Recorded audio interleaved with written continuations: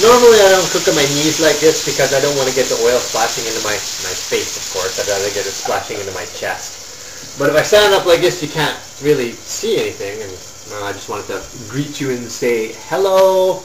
Today we're going to be showing you briefly how to use chopsticks. But I just want to get this food cooked.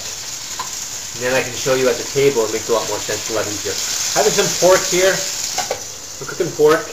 And I'm going to be cutting up very quickly a cucumber and tomato, okay, and a little bit of cottage cheese. Yeah, this is how we buy cottage cheese in Japan, and salt and pepper.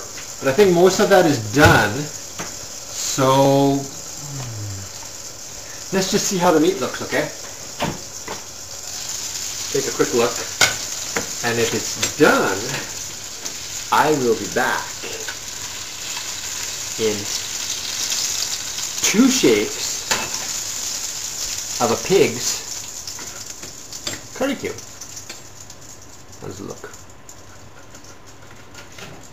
Oh, perfect. Still pink inside. Look at that.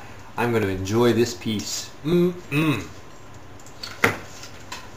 be back after a brief message from our sponsors.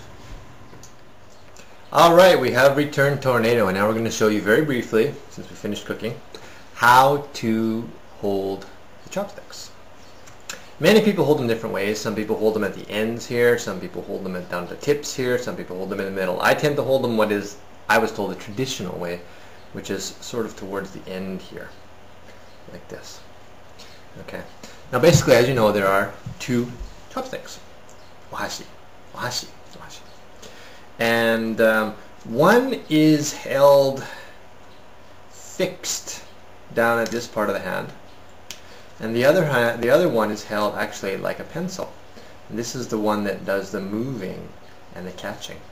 So in the end, when it's all done, it looks like this.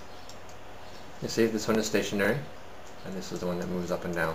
This takes a little bit of practice doing this, but if you just sort of think of your stroking the head of a cat, good kitty, good kitty, good kitty, you can see it sort of moves up and down like that, right? Yeah, then you just sort of lightly pick up the food.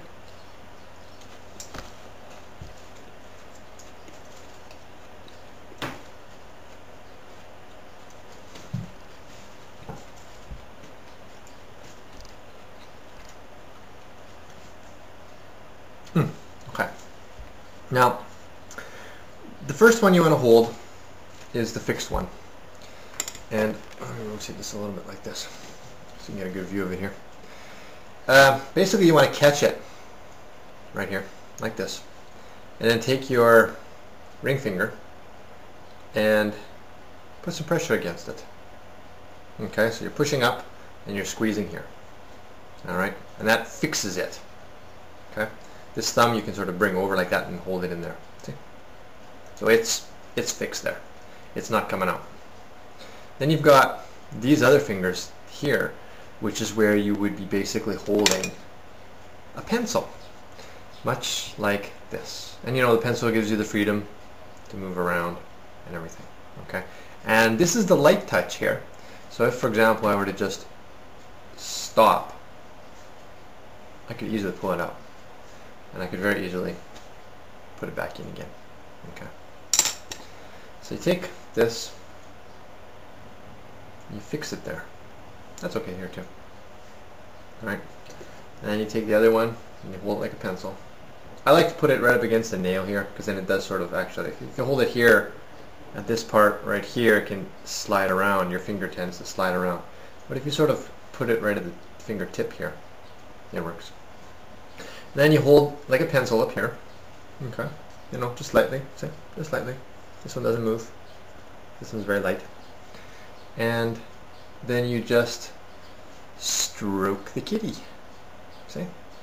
So, but don't try to keep it like that and bend it in. It's really difficult to do because then you tend to squeeze it too hard. It's better, seriously, and I just thought of this now. Honestly, it never occurred to me before explaining use of ohashi. Is with your index finger, just stroke it. See? Just like that. And that gives you that light, fluffy touch. Okay? And then you can easily pick up foods.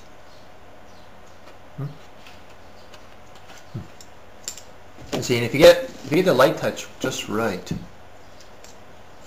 you can even do things like take a tissue. Very light touch. You see?